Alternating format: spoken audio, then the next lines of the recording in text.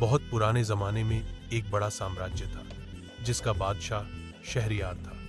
वह बहुत ताकतवर और बहादुर था, लेकिन एक दिन उसे अपनी बेगम के धोखे का पता चला। इस घटना ने उसका दिल तोड़ दिया और वह बहुत कठोर बन गया। गुस्से में उसने एक भयानक फैसला लिया। वह हर रात एक नई लड़की से निकाह करता और सुबह उसे मरवा देता। धीरे धीरे पूरे शहर में डर फैल गया। लोगों ने अपनी बेटियों को घरों में छिपाना शुरू कर दिया।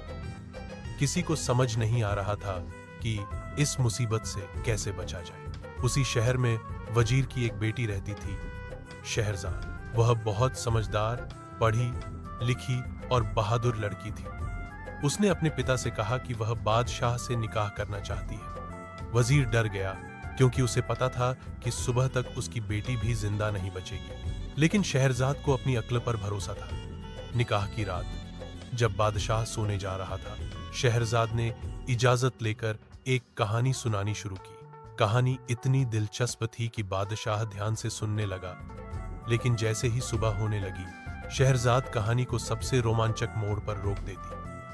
बादशाह को आगे जानने की उत्सुकता हुई, इसलिए उसने उसे एक और दिन जीने दिया। अगली रात शहरजाद फिर कहानी सुनाती और फिर सुबह होने से पहले रोक देती। ऐसे ही हर रात एक नई कहानी शुरू होती, कभी जिन्न और जादू की, कभी खजाने की, कभी समंदर की यात्राओं की। बादशाह रोज अगली कहानी सुनने के लिए उसे जिंदा छोड़ देता।